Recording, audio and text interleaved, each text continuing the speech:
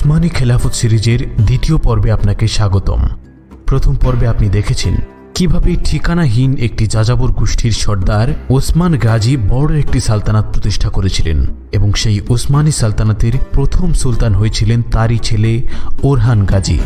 ওসমানী সালতানাত ব্রুসা শহর পর্যন্ত বিস্তৃত হয়ে গেল, যার পশ্চিম দিকে ছিল রোমানদের বিশাল বাইজেন্টাইন আম্পায়ার আর পূর্ব দিকে ছিল তুর্কি মুসলমানদেরই আরও দুটি সাম্রাজ্য, কেরাসি ও কারামান। এই দুই সাম্রাজ্যের সাথে, বিশেষ করে কারামানের সাথে মিত্রতা ছিল তখনকার সময়ের সবচেয়ে শক্তিশালী ইসলামী সালতানাত মামলুকদের। ওই সময় মামলুক সালতানাত বর্তমানের সৌদি, মিশর এবং ফিলিস্তিন জুড়ে বিস্তৃত ছিল। এই দুই সাম্রাজ্য কেরাসি ও কারামানের সাথে ওসমানীদের সীমান্ত যুদ্ধ লেগেই থাকত। সম্ভাবনা ছিল বাইজেন্টাইন সাম্রাজ্য কেরাসিদের সাথে মিলে ওসমানী সালতানাতের পতন ঘটিয়ে দিত। বাইজেন্টাইন আম্পায়ার একে তো হাজার বছরের ঐতিহ্যবাহী শক্তিশালী সালতানাত ছিল, তার উপর ইউরোপের সাপোর্ট ছিল বাইজেন্টাইন রোমানদের সাথে। তখন ওসমানী সালতানাত পূর্ব ও পশ্চিম দুই দিক থেকেই বিপদের সম্মুখীন ছিল। কিন্তু ঠিক তখনই ভাগ্য ওরহান গাজীকে বিশাল একটি সুযোগ দিয়ে দিল। এই সুযোগটি কী ছিল তা আপনাদেরকে দেখাবো বিডি সোশ্যাল হাউজের ওসমানী খেলাফত সিরিজের এই দ্বিতীয় পর্বে। আপনি যদি প্রথম পর্ব দেখে না থাকেন তাহলে প্লেলিস্ট থেকে দেখে নিতে পারেন এবং ওসমানী খেলাফতের সম্পূর্ণ সঠিক ইতিহাস জানতে আমাদের চ্যানেল সাবস্ক্রাইব করুন। আনাতুলিয়া থেকে বাইজেন্টাইন আম্পায়ারের কর্তৃত্ব প্রায় শেষ হয়ে গেল, কিন্তু তারপরেও আনাতুলিয়ার সমুদ্র এলাকা, বিতিনিয়ার অনেক ছোট ছোট শহর ও দুর্গ এখনও রোমানদের দখলে ছিল। সুলতান ওরহান গাজী এসব শহর ও দুর্গ জয় করে পুরো আনাতুলিয়া থেকে রোমানদের বিতাড়িত করতে চাইলেন। ফলে ওরহান গাজী এসব শহরে অবরোধ করা শুরু করে দিলেন। যখন বাইজেন্টাইন সম্রাট এই খবর পেল যে সুলতান ওরহান বিতিনিয়ার শহরগুলো অবরোধ করে ফেলছে, তখন সম্রাট নিজের অবশিষ্ট থাকা এসব শহর রক্ষার জন্য যুদ্ধের প্রস্তুতি নেওয়া শুরু করল। 1328 সালে বাইজেন্টাইন সম্রাট 4000 সৈন্য নিয়ে বিতিনিয়া রক্ষার জন্য কনস্টান্টিনোপল থেকে রওনা দিল। যেহেতু এই প্রথমবার কোনো রোমান সম্রাট ওসমানীদের মোকাবেলায় নিজে যুদ্ধের জন্য সেনা নিয়ে বের হয়েছে, তাই খবরটি চতুর্দিকে বিদ্যুৎ বেগে ছড়িয়ে পড়ল। সুলতান ওরহান গাজী যখন সম্রাটের আগমনের খবর পেলেন, তখন তিনিও সেনা নিয়ে বের হয়ে গেলেন সম্রাটের মোকাবেলায়। বর্তমানের ইজমির শহরের পাশে মালটেপ নামক এলাকার একটি উঁচু পাহাড়ের আড়ালে সুলতান ওরহান তার সৈন্য নিয়ে লুকিয়েছিলেন এবং অপেক্ষা করতে লাগলেন সম্রাটের বাহিনীর। যখন বাইজেন্টাইন সম্রাট তার বাহিনী নিয়ে এই এলাকায় পৌঁছালো, তখন উট পেতে থাকা সুলতান ওরহানের অশ্বারোহী বাহিনী তীরের বর্ষণ শুরু করল সম্রাটের বাহিনীর উপর। উসমানী অশ্বারোহী বাহিনী তীর নিক্ষেপে এতই দক্ষ ছিল যে এরা ঘোড়ার লাগাম ছেড়ে চলতি ঘোড়া থেকে সঠিক নিশানায় তীর নিক্ষেপ করতে পারত। ফলে তুর্কিদের দক্ষ তীরন্দাজ বাহিনীর আচানক এই হামলা সামলে উঠতে না পেরে রোমান সেনারা এদিক সেদিক ছোটাছুটি শুরু করল। তুমুল যুদ্ধে উসমানীরা সংখ্যায় কম হয়েও রোমানদের উপর ভারী হয়ে গেল। এবারও একই কাহিনী ঘটে গেল যা পূর্বেও একবার ঘটেছিল।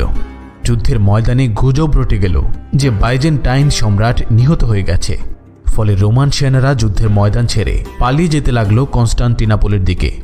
সম্রাট নিজেও কোনোরকম যান বাঁচিয়ে কনস্টান্টিনোপল ফিরে গেল।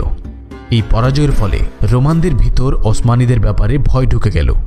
অথচ এর পূর্বে রোমানরা ওসমানীদের সাধারণ যাযাবর গোষ্ঠী মনে করত এবং তেমন গুরুত্ব দিতে চাইত না, বরং নিজেদেরকে তারা পৃথিবীর সবচেয়ে বৃহৎ শক্তি মনে করত, যা তারা বাস্তবেও ছিল।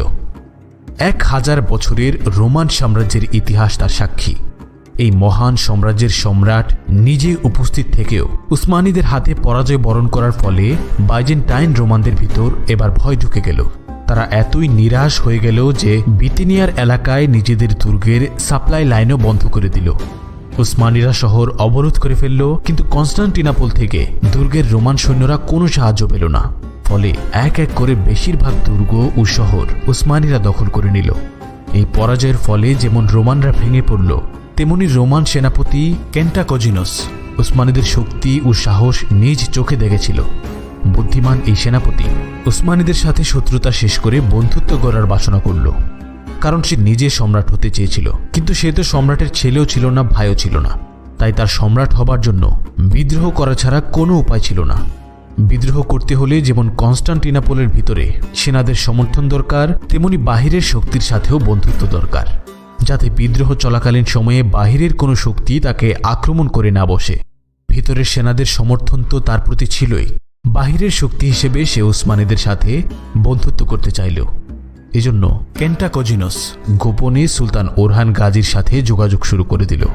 ফলে উসমানীদের সবচেয়ে বড় দুশমন বাইজেন্টাইন আম্পায়ারের সেনাপতি সুলতান ওরহানের মিত্র হয়ে গেল।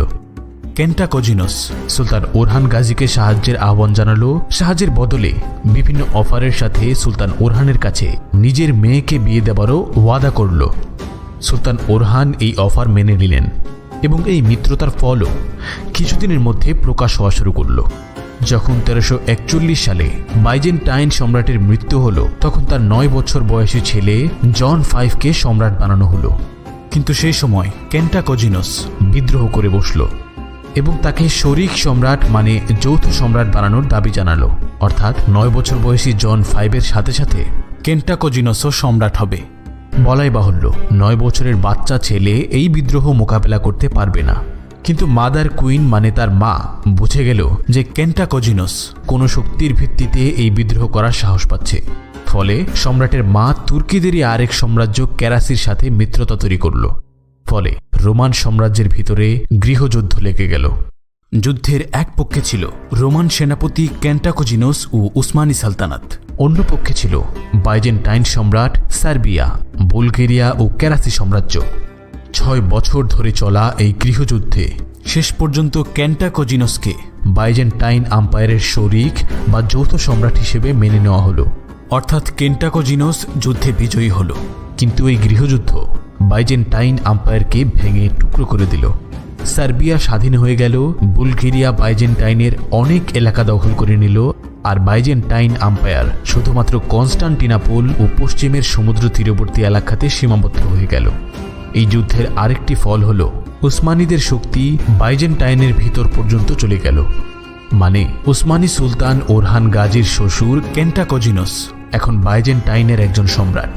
ফলে উসমানীরা রোমানদের থেকে নিরাপদ হয়ে গেল এবং রোমানদের দিক থেকে বিপদ কেটে যেতেই উসমানীরা কেরাসি সাম্রাজ্যের দিকে অগ্রসর হল এবং ধীরে ধীরে কেরাসি সাম্রাজ্য দখল করে নিল। কেরাসি সাম্রাজ্য দখলের পর উসমানী সালতানাত দানিয়াল দরিয়ার কাছাকাছি পৌঁছে গেল, যেখান থেকে তারা সহজেই ইউরোপে প্রবেশ করতে পারবে। আনাতোলিয়া থেকে ইউরোপ প্রবেশের মাত্র 2টি রাস্তা ছিল, 1 কনস্টান্টিনোপলের ভিতর দিয়ে, 2 দানিয়াল দরিয়া পার হয়ে। যেহেতু কনস্টান্টিনোপল শক্ত একটি শহর যা দখল করা সম্ভব নয়, তাই দানিয়াল দরিয়াই ছিল সহজ পথ। উসমানী তুর্কিদের সবসময়ের স্বপ্ন ছিল কনস্টান্টিনোপল সহ সমগ্র ইউরোপ বিজয়ের, যে স্বপ্নের বুনিয়াদ তাদের পূর্বপুরুষ আর্তুরুল গাজী ও ওসমান গাজী দেখেছিলেন। কিন্তু ইউরোপের বড় শক্তিগুলো তুর্কিদের কোনোভাবেই ইউরোপে প্রবেশ করতে রাজি ছিল না।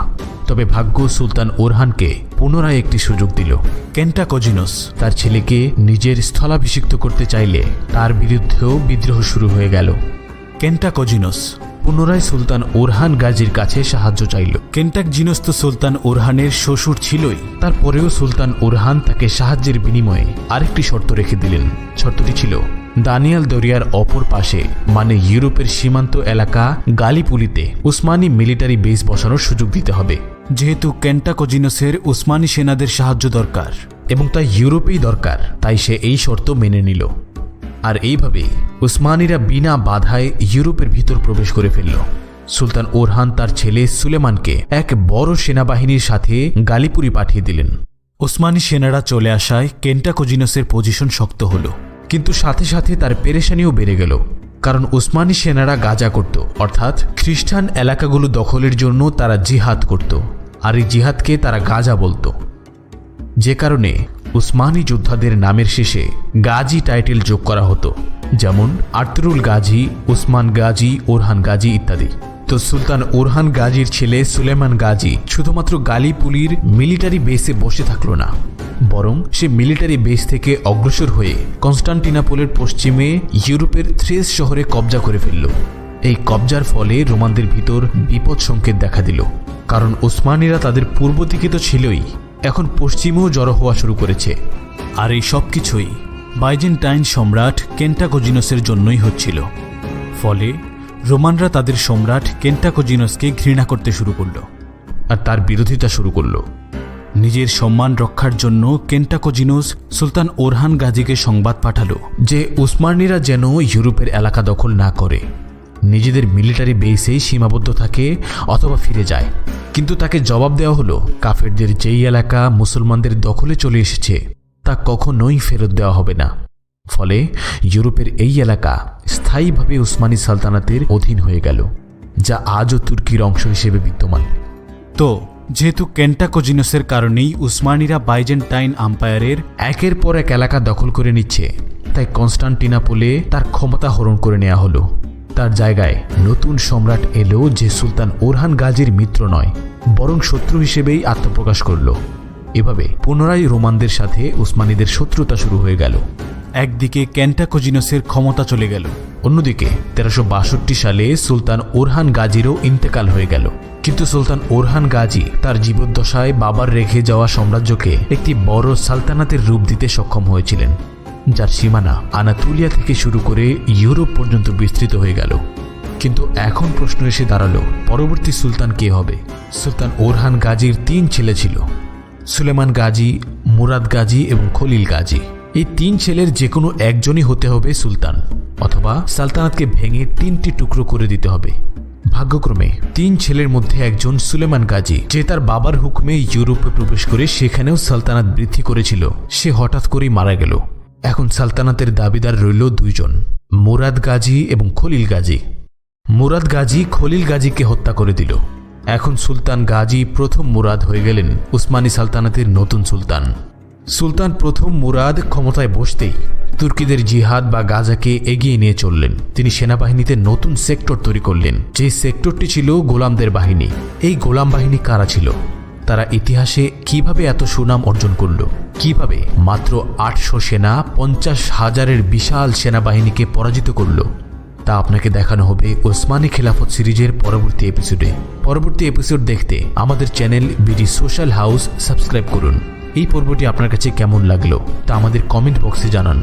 ভালো লাগলে লাইক করুন এবং প্রথম পর্ব এখনো না দেখে থাকলে স্ক্রিনে ভেসে ওঠা ভিডিওতে